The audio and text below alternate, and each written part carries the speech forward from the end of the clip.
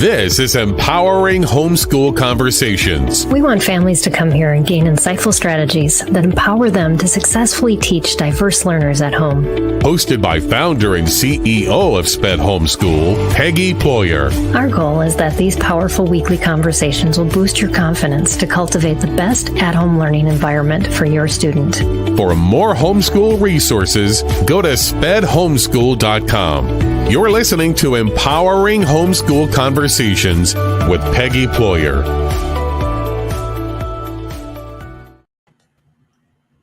Hi, everyone, and welcome to Empowering Homeschool Conversations. Today, we're going to talk about natural sleep strategies for children with special guest Nicole Johnson.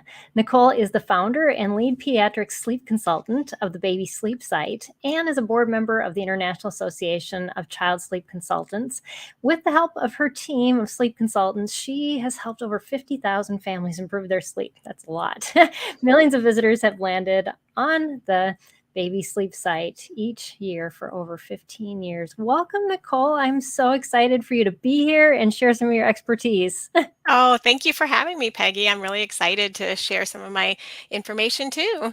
Absolutely. So I always like to start out. And for our guests that are joining us live, I see you popping on. Just know you can be part of this conversation. That's why we do this live, because I know a lot of you are really busy. And if there's a topic that we're going to be discussing and we have an expert on, we want to give you access to that person too, and not just me having a conversation with them. So be part of the conversation. Put your comments, your questions in the feed, and we would like to include those in what we're talking about this hour. So be our guest. Sit down and put that information in, or those questions, so that you can get answers to things that you're struggling with right now as well. Maybe with the child who's not sleeping, which is what we're talking about today. But yes, that we would love. But Nicole, we'd also like to get to know you too, and a little bit why you're so passionate about this specific topic. I'd love to know more. Yes, sure. Well, let's see. So I'm a married mother of two. I'll be married 20 years next May. Oh, And congratulations. thank you. And now my babies are now 15 and 18 years old. And my Awesome. now 18-year-old, he hated sleep as a baby.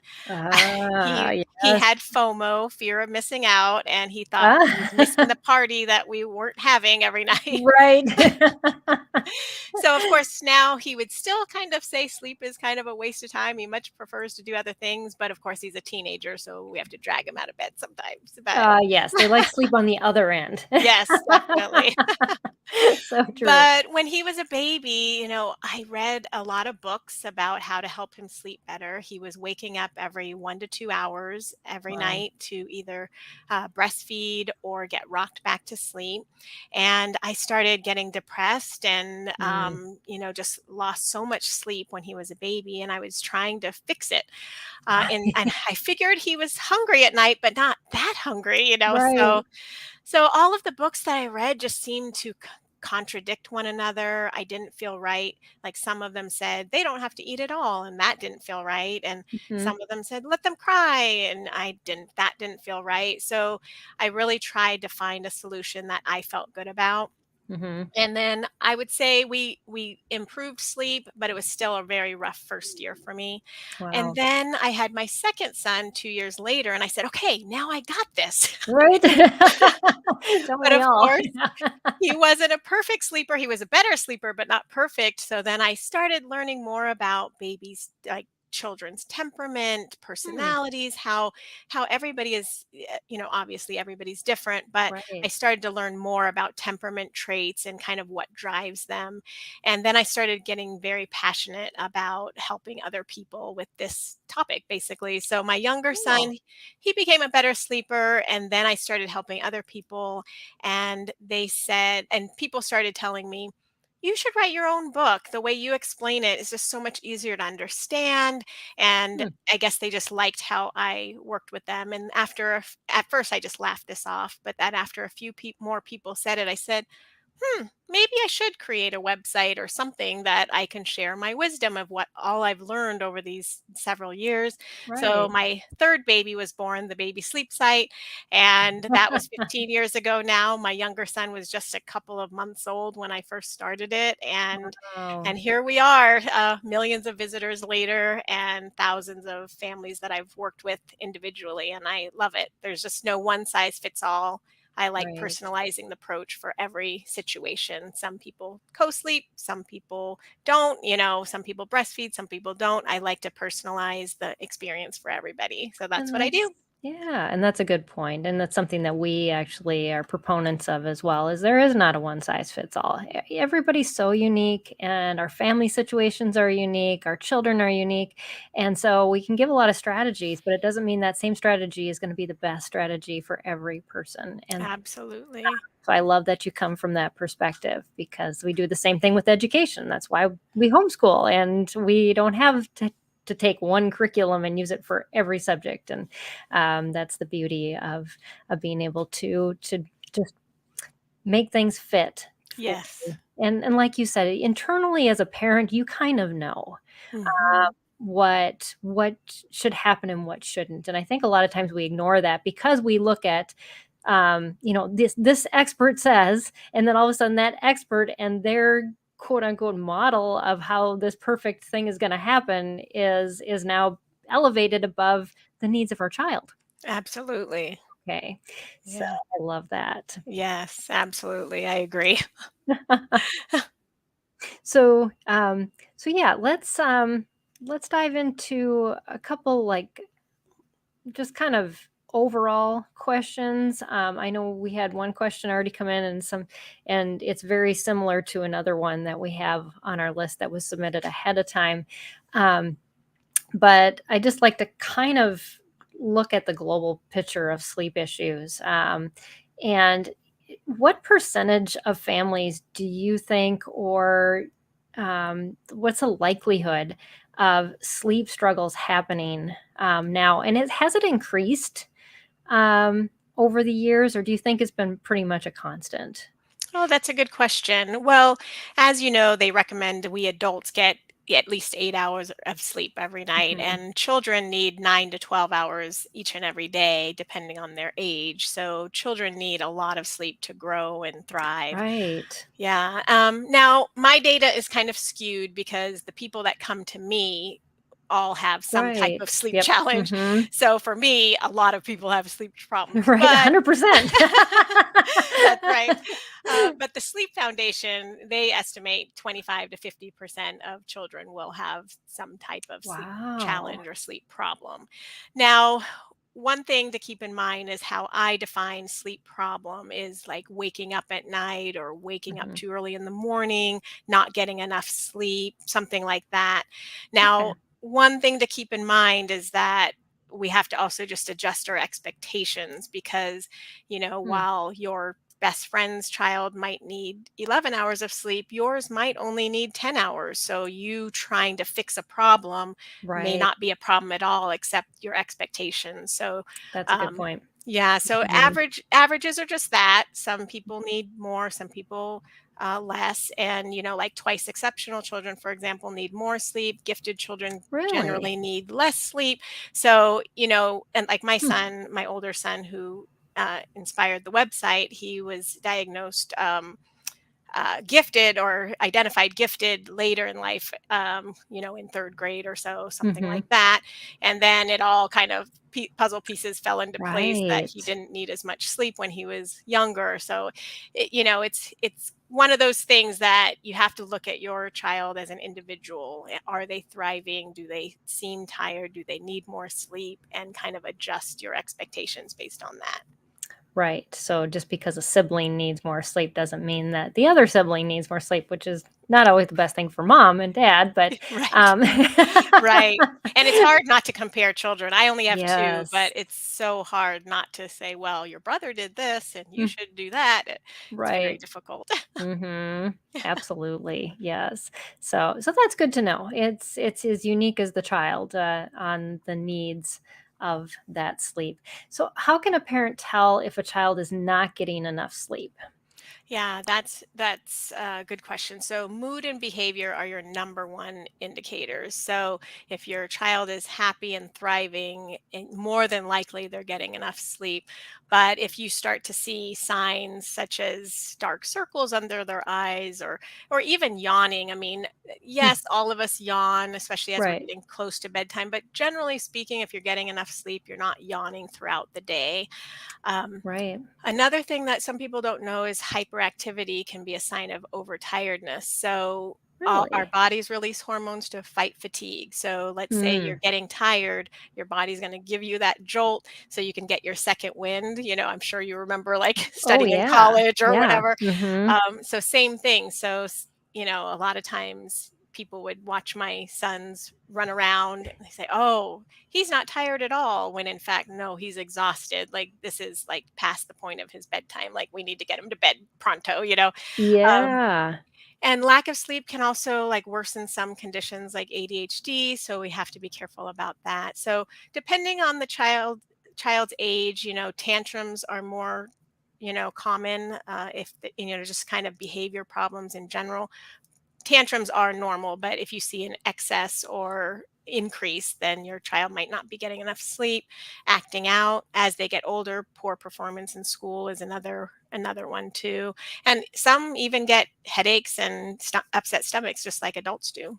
Oh, okay. So there's a variety of different of things, and I suppose when your child does get a good night's sleep, and then they don't, and you can kind of say, well, this day is a you know result of what happened last night, or they were over at a friend's house, or whatever, and they didn't get good sleep, and just kind of watch the behavior. I can see that being a day that you were Absolutely. like, okay, this is an observation day. We're gonna Yes. see what happens, and Yes. then does this happen on a regular basis? Because you don't know what quality sleep your child gets at night either, because you're sleeping too, hopefully. Yeah, exactly. That's so true. And I would say some children are more sensitive to disruptions as well. So Oh yeah, yeah. when my older son was a baby, I did not understand how people could go out to dinner or go to a family event in the evening. I just did not comprehend it because if he got off track, it would take me close to a week to get him back on track. Once I Wow. had his little brother, I could see. So he might get off track for one day and then I'd get him back on track the next day. And I was like, "Oh, this is how people have a life with a baby." Right, I yeah. just did not comprehend that at all. So it really depends on how sensitive to overtiredness your child is. Oh, yeah. I never even thought about that, but Yeah. um, yeah, Yeah, yeah, it could they vary quite a bit. mhm. Yeah, so what kind of potential things cause sleep issues? Is there anything, or is it like genetic, or are children just kind of born that way, or like you talked about maybe just brain wiring, having for less length of time, but are there certain things that could lead up to somebody not sleeping well? Yeah, I mean, some things they're born with, just like needing less sleep overall, for example, or having more trouble winding down, some Yeah. things like that. But some things are definitely behavioral, which is what I mostly focus on. I can't make your child need more sleep, Right. but there are definitely behavioral things. Sleep problems can vary as they get older too. For example, in 3-year-olds, I can almost set a clock by it. Their nighttime fears start increasing because they start Ah. learning that they're mortal, that not everybody in the world is nice, and like those fears start coming in. My son was afraid of dinosaurs no matter how many times I said they were Oh. extinct. It just did not Yeah. matter. So now it's a good thing that they're developing appropriately, but it's Right. challenging for, nighttime fears, nightmares, their Yeah. imagination, that kind of thing. Mhm. Now, some of the behavioral issues, of course, are sleep associations is the huge one. Basically, I sleep on a mattress on a pillow with a blanket. If I woke up at 2 in the morning and my pillow's gone, I might wake up more fully. I might even nudge my husband, "Hey, where's my pillow? What happened?" Uh-huh. So for children, sometimes they can develop those associations too, such as, Oh, okay. rocking in a rocking chair. My son wanted to be rocked every 1 to 2 hours all night. So that just became his this is how I sleep. And Right. so a lot of times we just have to change how they're sleeping. So you might Hmm. have a 4-year-old who needs the parent in their room, for example, to fall asleep. And then when they wake up periodically throughout the night, which is something we all do, I might Mhm. look at the clock and see how much more time do I have. Uh, but Right. for a 4-year-old, they might see that mom's gone or dad's gone, and then they wake up and then they want to see Mhm. you there again. So it's all of those habits that we're forming too as parents that we have to be careful about. Separation anxiety is another one that just has peaks and valleys throughout childhood. It starts at 7 months old, and Wow. then we see it kind of peak at certain ages, like 12 months, 18 months, 2 years. And then I even remember my younger son, when he was in kindergarten, he's like, I wish you could be there with me. They just have those Oh, peaks and valleys that they want to be near us. So right. that can also be a big issue. Hmm. Finally, sleep schedules are a huge one too. I always say all of these are puzzle pieces that have to fit together, Right. and if you have the wrong sleep schedule or expectations about what your sleep schedule will be, that can make a huge difference in how well or not well your child sleeps at night. Yeah. So are there some kids that just need to go to bed earlier and some that need to go to bed later and sleep in later? Is that just like an internal part of their clock? Yes, actually, they have found that we call them owls and larks. Hmm. Early birds, it is a thing, that you're born kind of an early bird.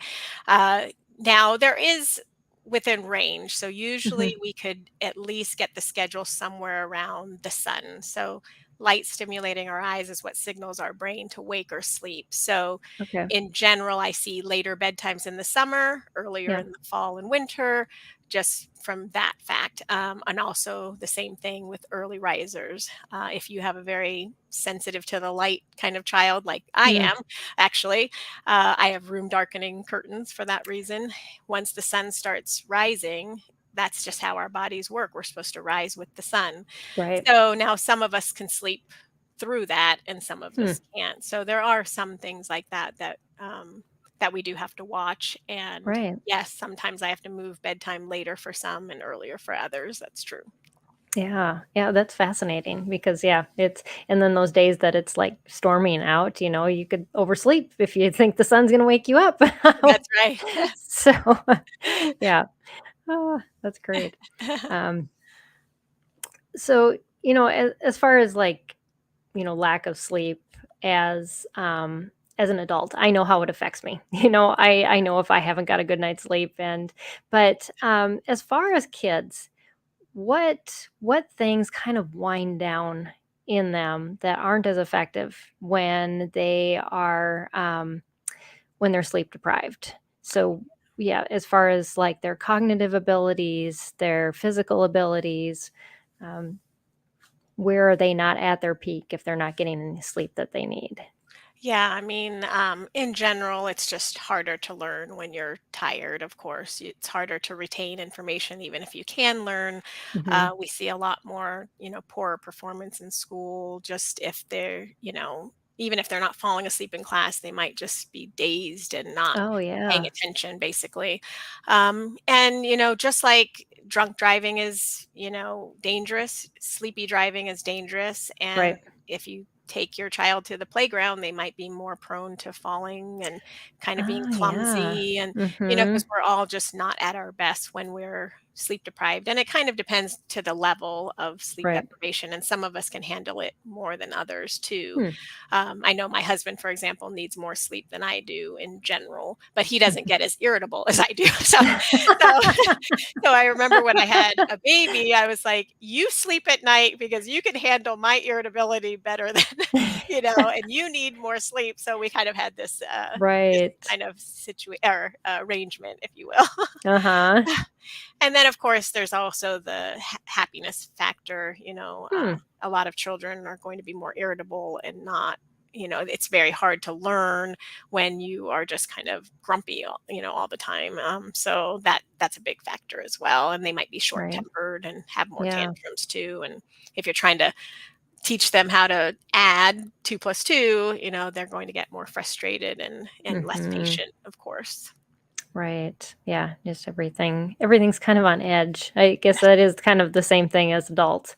But yeah, kids just always express it a little bit differently, but Yeah. it's really a product of the same thing. And Yes.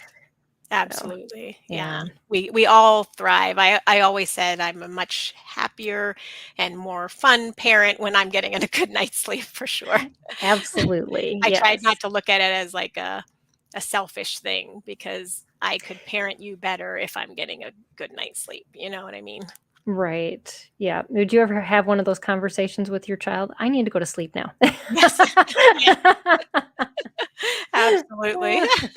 I mean, it's nice now that, you have older kids and all my kids are adults and it's like, I'm going to bed. Yes. I don't care when you go to bed, but Right. I'm going to bed. Right. And Right. I It's learned to so invest in different. earplugs too, because when you Yes. have a child that lives above you, in the room upstairs and they're a night owl, you don't get any Yes. sleep. That's right. That's absolutely true. Yes. And Uh, as teenagers, they definitely have a later internal clock, which will gradually get earlier. So, like my boys in high school, it's very hard to get them to oh. school by 7:30 in the morning. It's just Mhm. goes against what their internal clock wants to do. So, Yeah, I remember years ago, I was on a panel for a homeschool conference, and one of the parents in the audience asked the question, "When do you start school in the day?" And I didn't wanna answer the question because we started at noon. I had all yeah. teenagers, and fortunately, there's a lady down the way that was willing to be a little more truthful than I was, and she said, "We start at noon." And I was like, "Oh, hallelujah." That's wonderful. I mean, that's definitely one of the many benefits to homeschooling, I'm sure. And Yeah, in retrospect, I really wish I had explored that more when my sons were younger because going to school and sitting for very long periods of time was borderline torture for my young, active boys. right. So I wish I kind of explored that more or knew about your site back then. That would have Yeah. been really great.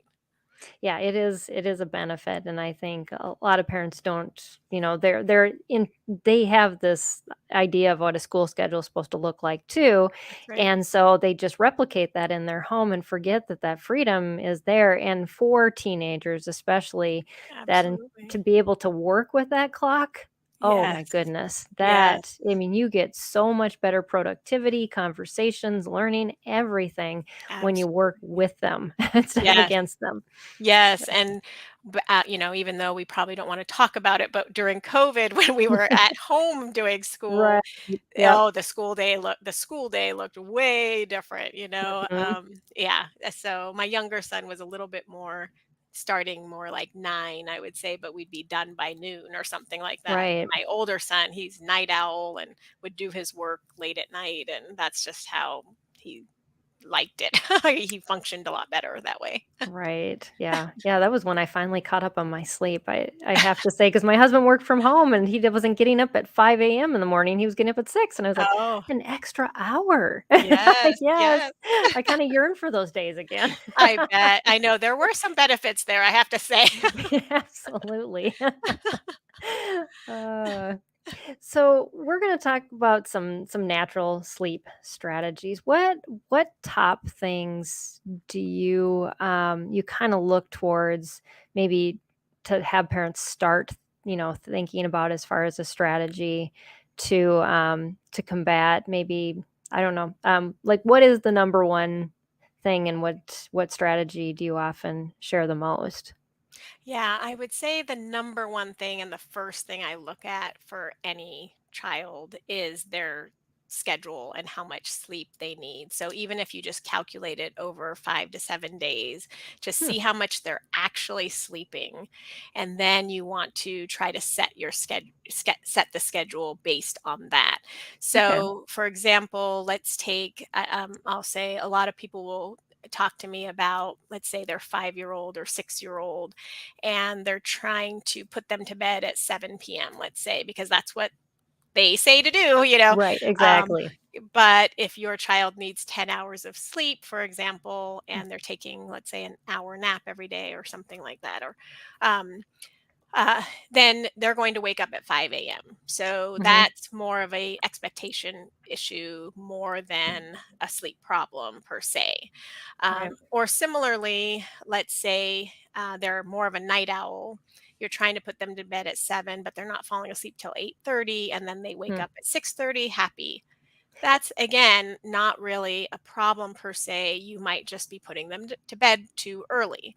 So the number one thing I look at first is kind of I talk when I talk one on one with you, I ask questions that will help guide me as far as are they really tired at 7 or do they need a snack because you had dinner at 5? Are they cranky because of that instead of Right. they're tired?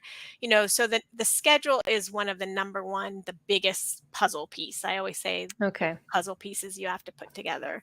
So setting your expectations about that. The other thing is there's other kind of sleep problems. Like for example, let's say your child goes to bed fine and falls asleep, but then they're awake from 1 to 3 in the morning. They have kind of some Right. insomnia. um, that still could be that you're putting them to bed too early, Really? ironically. So Huh. undertiredness at bedtime is one of the number one causes of insomnia. So Hmm. let's say you have a 8 to 10-year-old who's going to bed just fine at 7 or 8 p.m., but then waking up for the middle of the night and then they sleep till 8 a.m., let's say. That means we call that a split night. Now, Okay. usually what we have to do is like squeeze that sleep together by moving bedtime a bit later and moving the wake up time a bit earlier Hmm. because under tiredness means that they fall asleep okay, but they can't stay asleep all night. So those Okay. are just a few examples, but schedule would be, one of the number one things. The Hmm. other thing is we're very busy, culture. So having a Hmm. regular bedtime is better. So um, let's say every Sunday you have dinner as a family and bedtime is later those nights. Sometimes, I mean, if you have flexibility, like you're homeschooling, then it would be better to have every day have kind of that later schedule rather than Okay. push bedtime too late on that one night.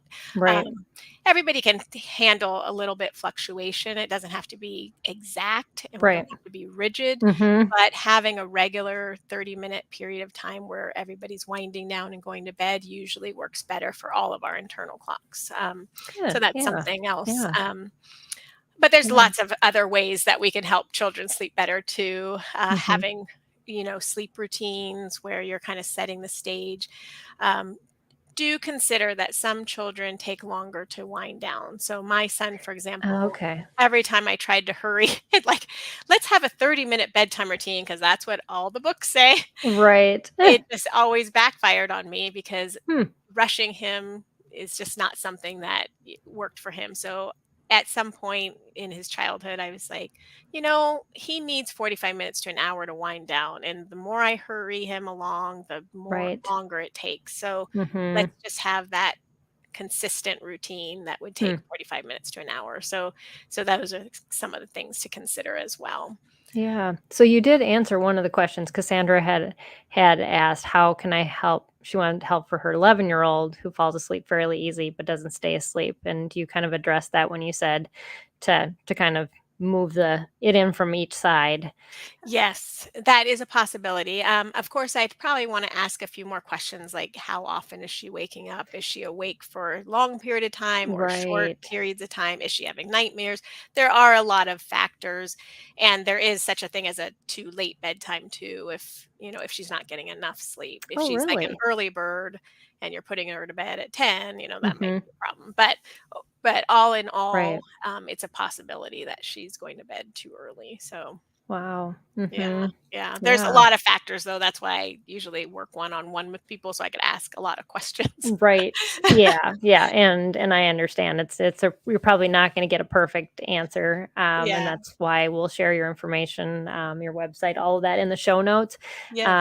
and so then you'll be able to connect with Nicole if you really feel like, "I need some one-on-one help with this." Yes, definitely. And Also, another thing for 11-year-olds to consider is room temperature would be another big one, Oh. because our body temperature is supposed to be lower when we sleep, and if Mhm. it's too warm in the room or the pajamas are too warm or the blanket's too warm, her daughter could be waking up for that reason. We like the room temperature to be 68 to 70 degrees or cooler. In my family of 4, 2 of us are very sensitive to temperature, and like Hmm. in the winter, we have to keep the thermostat much lower. The other 2 sleep through it better. So Oh, so wow. that's another big factor for an 11-year-old I would consider is Is just that like with the onset of puberty? Is that when that really kind of kicks in, that temperature thing, or is it even before that? no, it's just throughout babyhood, childhood, Okay. adulthood. Yeah, all of us usually sleep better. Getting fresh air before sleep helps as well. Oh, okay. Awesome. Great. So what other, I know we had one parent who asked about supplements. Is that anything that you recommend? And I'm melatonin with the 4-year-old. That seems kind of a little bit out there for me, but I don't know. What is your thoughts on that one? In general, I'm not a big supplement kind of proponent. I would say most children or families that come to me, we solve the source problem. So if Hmm. someone told me they're thinking about giving their 4-year-old melatonin, melatonin helps you fall asleep but not stay asleep. So that Yeah. tells me they're probably having trouble getting them to bed at night. Hmm. At 4 years old, some children are still napping. So my first question would be, how long is that nap and what time does it end? So occasionally someone Right. will come to me saying their 4-year-old is napping from 2 to 4 and they're putting them to bed at 8 p.m. That's Hmm. only 4 hours of awake time. At 4 years old, we're looking at 6 to 7 hours of awake time sometimes. So it really Hmm. depends on what problem they're trying to solve. Um, Right. but I would try everything before I would even consider a supplement for one thing. And then if there's more sleep problems, then you might have to see a doctor, sleep study, if there's, Right.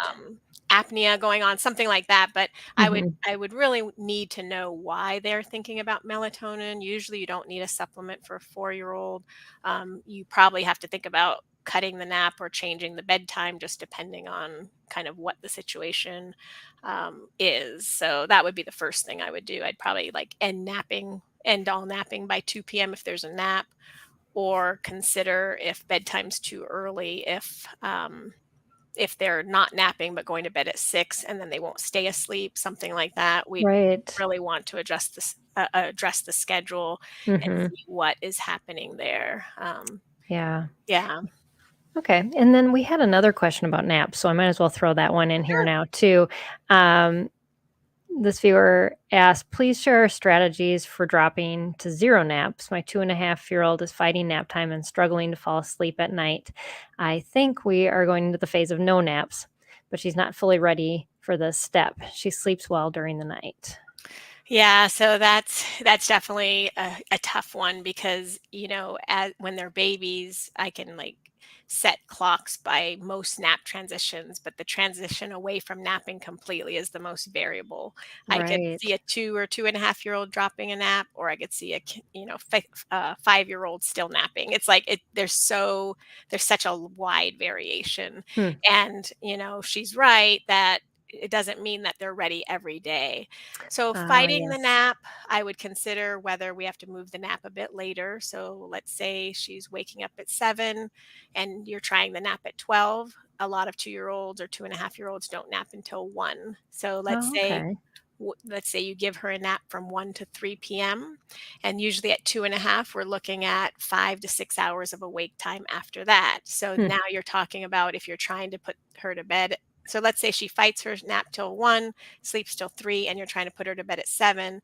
Your schedule is just a bit off. You probably want Right. to put her to bed at 8 or 8:30 and keep the nap for a bit longer. Hmm. Now, if the 2.5-year-old is fighting sleep until 3 and then Yeah. napping and then going to bed at 10, now we're Hmm. talking like, okay, maybe we need to either trim the nap or cut the nap. Hmm. What I would say is most children this age, if they are actually dropping their nap, usually they're skipping it at least 4 times a week. So if she's not skipping it at Oh, least okay. 4 times a week, I would not drop it. Sometimes we have to trim the nap. If they're napping 2 hours, we might trim it to 90 minutes and then maybe an hour and then go down to 45 minutes. We'll do it gradually to see Oh, what the okay. right combination is. Right. Because skipping a nap one day is one thing, skipping a nap every day is quite another. And Right. it's really difficult for them to do every single day. Um, if Yeah, you're it goes back actually, to that schedule you were talking yeah, about, yeah, and a lot of so it boils I down to think it schedule. yes, uh-huh. But if you are confident that she's dropping her nap, then sometimes we'll do every other day, take a nap, every other day, skip a nap, something like that. Or we'll skip a nap for 2 days in a row and then offer a nap the third or fourth day. So that Hmm, way you're kind of taking the edge off. You're kind of making her a bit more tired, but she's not ready to do it every day. right. My younger son took a good year to drop it Wow. 100% completely. He would take naps some days we'd give him some cat naps. So Mhm. it can be a long process, just That's depending on good the to know. situation. But there's a lot Yeah. of different little strategies to use just depending on how ready they are to actually drop the nap. My guess is that you probably just have to adjust the schedule. Don't let her sleep until 8 a.m., for example, something Mhm. like that. That would help a lot. Yeah. So what about older kids taking naps? Is that common? Not as common. I mean, I would say, especially when you first start school, you maybe you could speak Right. to this when you first start homeschooling. Even um, they might get more tired because they're learning a lot of new Okay. things. So we sometimes see a temporary like start napping again, but then eventually the nap generally goes away completely. Now, just like adults though, like I can nap on the weekend. My Right. mother-in-law says I can't take a nap. I'll never go to Mm. sleep. So Right. it also is very person dependent. Mm. But generally speaking, once they drop the nap, we don't really see it come back Okay. unless Yeah. they're sick. Right. Yeah. Because we had one parent come in too that wanted to know. They just posted this on Facebook. How do we get a 2-year-old to take an afternoon nap or quiet time? And so it sounds like the 2-year-old has dropped the nap, and the Yeah. parent is like, "I'm not ready to drop the nap." Yes. Yes. Well, so at depends how long that's happened. We do see a 2-year sleep regression where it looks like they're dropping the nap, but then it comes back full force. So I would be careful Okay. about that if it hasn't been at least 3 or 4 weeks. Hmm. But there are some 2-year-olds that absolutely do drop their nap. They just don't need as much sleep, and sometimes they'll sleep, 7 to 7, like 12 hours. It's Wow. great. That part's great. Yeah. Yeah. Uh, Right. but everybody needs a break during the day. So we do transition to quiet time. So Mhm. there's a couple of things I recommend with that. Usually we at least try to have an hour where they just are independent playing. You can keep the lights on. What I like to recommend is having like some rest time only toys or activities Hmm. that they could do. So what I did was I bought quite a few things and we had like this basket. And before quiet time every day, he would pick one or two things he could do. And then after quiet Okay. time, he would have to put it back. So that way Hmm. the novelty didn't wear off too much, because if you could Right. play with those toys all the time, they just didn't have the same purpose or the same Mhm. impact. So you can transition to quiet time like that. Some social children don't like to do quiet time by themselves. You could think about audiobooks that will kind of read them stories, or they can flip through board books, different things like that. But you kind of want to just have some quiet activities that they can do for an hour to give you time to recharge or do something on your own. So that's what we typically recommend for 2 or 3 or 4 year olds who are dropping the nap.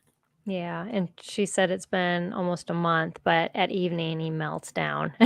So, Oh, sounds like gotcha. maybe the bedtime needs to be moved up or something. I don't know. Yes. So, yeah, I would definitely consider like it depends how to like is the child close to 3 or just now 2. So, if it's Right. been a month, it does take some adjustment to not napping at all. Hmm. And it kind of depends on what time they're trying the nap again. But I would definitely consider if there's meltdowns in the evening to move bedtime earlier, even 6:30, let's say. So let's Wow. say dinner at 5 or 5:30, bedtime at 6:30, and then sleep to Oh, Yeah, close she to said he's 3 years close to old. 3. Yeah. Okay, yeah. So I would consider moving bedtime earlier, try to target 12 hours, 6:30 to 6:30 or 7 to 7, something Hmm. like that. And then that's the time to actually be asleep. So we usually like the bedtime routine to end 10 or 15 minutes before that. Wow. So if you know, and so especially if you know the meltdown is coming, then Yeah. it's good to like work around it, but have him in bed before that meltdown, but Right. it can be tough. There is a transition period, but he will get used to it. Yeah. So you talked a little bit about winding down, and we had one viewer who said that yoga works for her. That's as an adult. But what about winding down for kids? What are some things that parents can build into that strategy? I know all kids are different, but some ideas that they can have to try to get that wind down period a little, instead of just okay, go to bed, or Yeah. we'll read a quick book and we're done. Yes, absolutely. Well, quiet time is a good one. I do like to discourage a bath, ironically. Really? Well, only Body because temperature again, is that it? yes, exactly. Ah, So one thing is body temperature. It depends, like you know your child best, but with my boys, they take a bath and they get excited and all yeah. hyper. It was not relaxing. Right. It's not like when I take a bath and I drink a Right. glass of wine or something. It just doesn't happen. So that's the first thing is consider when you're giving the bath. So even if Huh, you do a bath every day, try to do it early enough that their body temperature can come down. Because if you right. do a warm bath and your body temperature goes up, it's going to be harder to wind down, ironically. Wow. So a good routine doesn't have to be complicated, but we usually do. One thing I do recommend for older children is spending time in the bedroom. So it's not like a place where they just get banished for the night. It's like a Right. welcoming place. So you might do quiet time in the room, let them play with some toys, clean up, that kind of thing. Put on pajamas, lotion, a little massage if you want. And then we always like to read books. We started Mm, reading at 4 months old. I do think that's why my older son was a very early reader. I think it's a great thing for them. yeah. So we did books. And then what I liked to do is just cuddle time. That's when I would Mm, hear all about what was happening in their lives or what was weighing on their minds. So we did that for at least 10 minutes. And then we do recommend white noise. You could do music for going to sleep, but we mhm. generally don't recommend music all night because the changes of sound kind of is more Right. stimulating. So white noise is very monotonous. So Mhm. so we do recommend that. Obviously, dimming the lights. Mhm. Some children are very sensitive to lights, so be careful about how bright your night light is. Yes. And then, say your prayers, and then I like to have a distinct end to your routine so they know exactly when mommy's going to brush her teeth or whatever. Right. Um, so I would say, Night, night, I love you. I'll see you in the Mm, morning. I'm going to go brush my teeth. I'll check on you in a little while." And then you mhm. do that and help them feel nice and cozy. But it doesn't have to be complicated. But I would say most bedtime routines are, around 30 minutes. As I Mhm. mentioned earlier, my older son, he needed a longer wind down. Right. Some have shorter, so it kind of depends on your child. Yeah. So what about transitioning a child who's older to owning part of that wind down time themselves? What can parents do that I know I used audiobooks or things like that, because I wasn't going to read, longer. And if the child needed extra time to fall asleep, that was something that I did. But is there anything else that we can do to start moving kids? Because I know we've been talking a lot about, that those transition years, Mhm. instead of the baby where you're always there with them. Yeah. But even from like toddlerhood on, Mhm. just some things that they can do if, I'm going to brush my teeth. Now here's how you can keep winding down. Yeah, I mean, I think any quiet activity is okay. I know a lot of children flip through board books or books on their own, even if they can't read yet. That's a Mhm. very common activity. My younger son, he was very tactile, so he always played with his little taggies blanket with his fingers. Oh, yeah. As he got older, he played with his action figures. So what I would Mhm. do is I'd do the whole routine. If he wasn't quite, this was especially when he was dropping the nap. going back to that conversation. Ah, Uh, yes. but I would say if you're not sleepy, you can. So I would just dim the light. We had a dimmer. And I said, if you're not sleepy, you can play with your toys. He would play with them for 20 minutes, push them aside, lay down and go to sleep. I'd turn off the light after he fell asleep. So Mm, you do want to encourage that independent play just throughout the day and at night. I always right. say try not to expect them to do something greatly different, at night than they're doing during the day. If you don't encourage them to play independently during the day, it's very hard to expect them to do it at night. So if you're Right. cooking dinner or something like that, okay, play with your toys. Just always try to kind of promote that independence, even though, of course, we're going to give them one on one attention sometimes. But if you're giving them constant attention during the day, they're going to expect it at night. We have to just kind of set their expectations that way.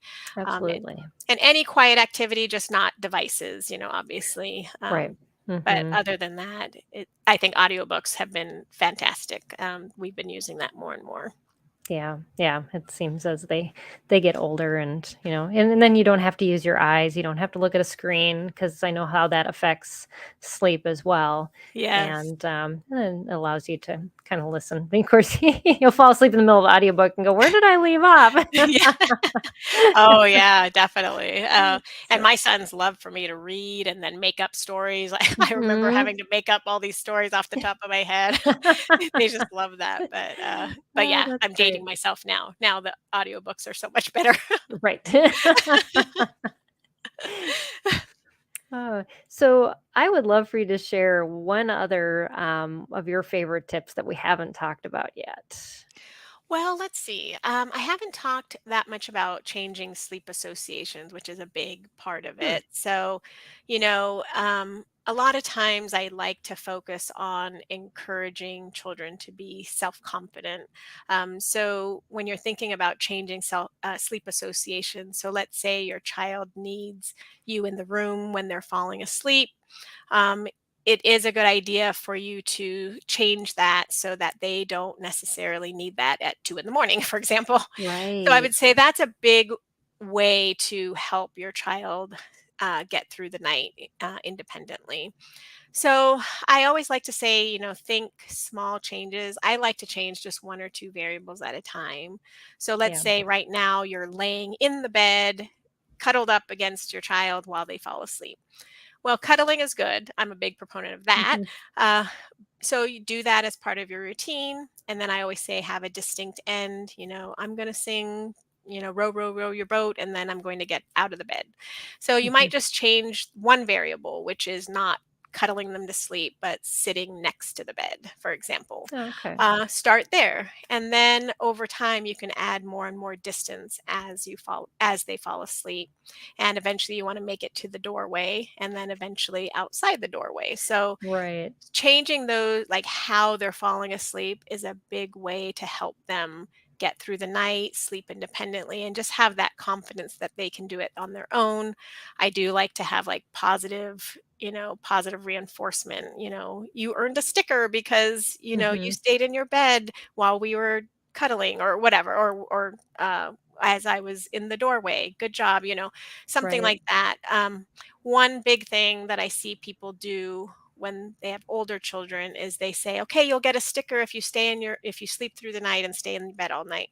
That is a big ask if they're currently Yeah. waking up multiple times a night. So start smaller. They stayed in bed while you went to brush your teeth, you get a sticker. Start Mm. smaller and then Okay. work your way up to those bigger, the big thing of what you really want, which is Right. sleeping all night, Exactly. Yes, those but baby steps to they get yeah. to the final goal. Yes, exactly. Some children, the sticker's enough, and others it's just not. So, Right. Yeah. but there is a book that I recommend sometimes called Positive Discipline, where it kind of talks to you about different ways that you can encourage your child in a positive way. Right. Yeah, that's important because I mean, eventually they want what you want too. They want to be able to sleep through the night, but to get to that, almost seems so monumental. And if Yeah. you can get them those little and break it down enough for them into those steps, it just seems so much more achievable. Yes. And they won't feel so overwhelmed that you're asking me this big thing and I don't think I can do that. Yes, and they have to feel the taste of success too. They have to Yes. feel Hmm. accomplished, like, "Oh, I did it. Oh, and look Right. how proud she is of me," you know? Right. That always helps too, Hmm. and just getting them to and you're right, they feel better too when they sleep all night, so Right. Yes, it all seems to get better when yeah, everybody sleeps. exactly, absolutely. It's We're a much amazing how that happier works. family. Yes. We had one parent ask about sensory issues, and I think that that's a good summary, is a lot of times and my kids had sensory issues, but I knew when they didn't sleep well, the sensory issues got worse. Yes. And so I think the 2 are really tied together, but as far as sensory issues with sleep, um, a lot of times like you talked about light sensitivity and maybe noise sense the noise variation, Yes. but you do recommend, like, white noise, like a fan or, an app or machine or something like that. Yes, yes, white noise generally helps. I mean, obviously, if you have a child that hates it, then that's a whole other matter. But Well, most of us yes. will sleep better with some kind of monotonous sound. Sometimes you need to experiment with the different sounds Right. that they have. For example, I actually once I became a mom, I realized I sleep better with white noise. Wow, Hmm. so Yeah. I still do to this day, but I cannot sleep with birds chirping. I Hmm. mean, that just it just it Yeah, I've wakes heard me some up. of those in apps, like the white noise apps, and I'm like, "Who would like, Yeah, trains?" I yeah. I don't know who uses that one. Yeah, exactly, exactly. So yes, it's very important to kind of address those factors when you have children with sensory issues. But talking to a professional in those cases is probably the Right, best thing you can do if you have questions or if you have a child who's has a really hard time with that. My son was never diagnosed with sensory processing disorder, but I wouldn't be surprised if that was going on with when he was a baby and he didn't like loud noises and that kind right. of thing. So, Mhm, but eventually he kind of got through that and now he's a great sleeper when he mhm. wants to go to sleep, but he's still a night owl.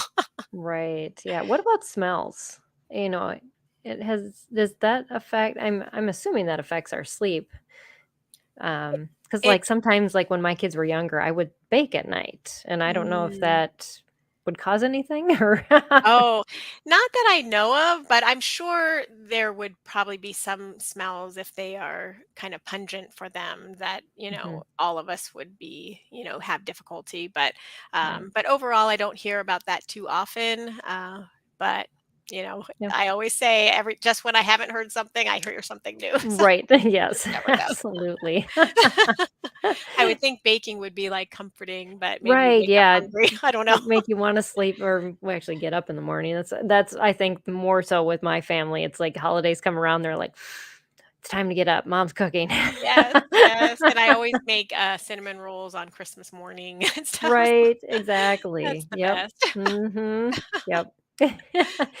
Yes, that means I have to get up early, though. That's that's the I only know. problem. Yes, exactly. I try to prep them the night before and do, like and Right. put them in the fridge and all that, so then That's I just have to wise. put it in the oven. Yeah. Uh-huh. Absolutely. So, your site is, babysleepsite.com. Why don't you tell us a little bit about what families can find there? Yes, well, we have over 500 articles about baby and toddler sleep and some preschoolers, and you can just find different information about kind of how to help your child sleep better. We don't have a one size fits all. Like I said, we really personalize the experience quite a bit. So you could also find us on most social media with /baby sleep site, whether it's Facebook, Instagram, that kind of thing.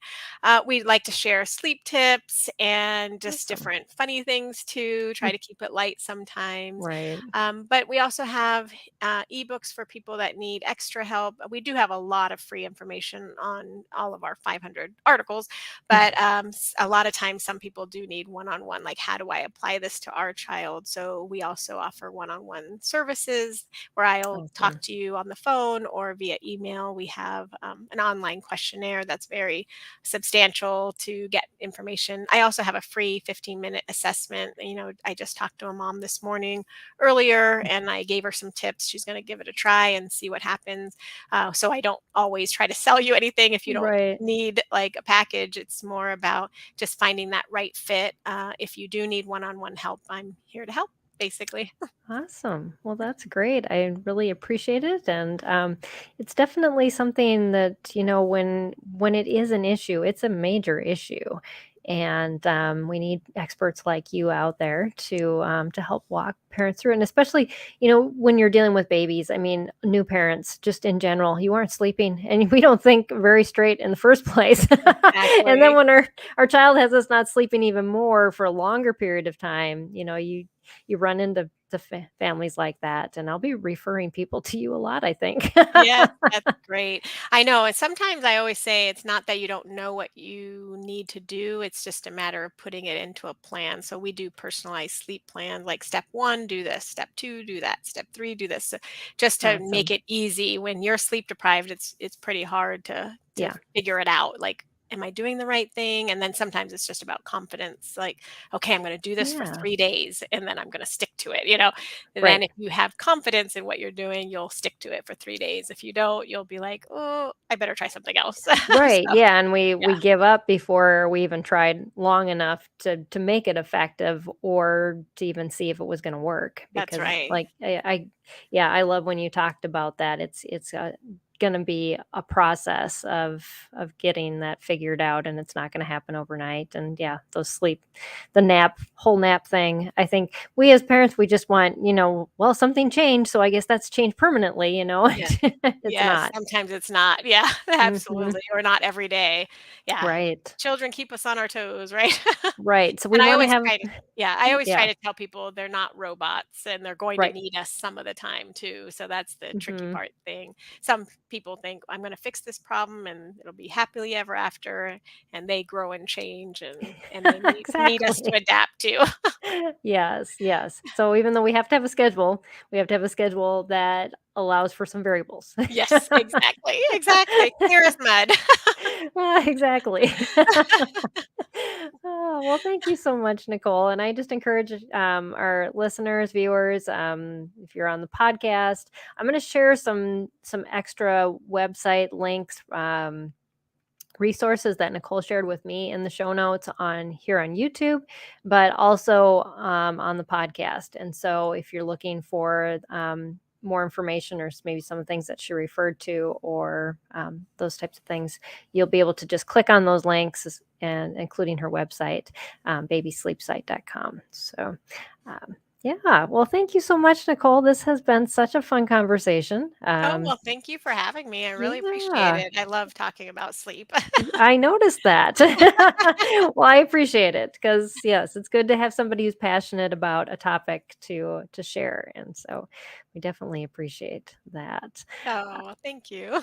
You're welcome. Well, we've been focusing this month on behavior, and you can see now after our conversation why we focused on sleep because it does affect your child's behavior, as we talked about. Oh, yeah. Um, and we're going to wrap up this month. My last conversation is going to be simple solutions for challenging child behavior. And that is going to actually be this Friday because my guest wasn't able to make it on Tuesday. So we're going to do two this week. So if you want to join me back for that conversation, submit some questions, some challenging behavior you have trouble dealing with.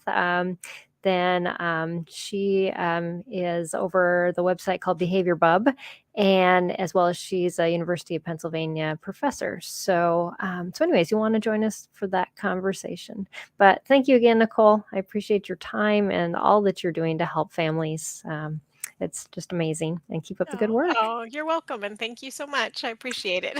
Absolutely. Well, thank you all for joining us. Appreciate your questions, your comments, and got some thumbs up in there. So, and we will see you again here next time for another episode of Empowering Conversations. But until then, God bless and take care, everybody. This is Empowering Homeschool Conversations, provided by SPED Homeschool. Go to spedhomeschool.com to get resources and support for teaching your unique learner at home.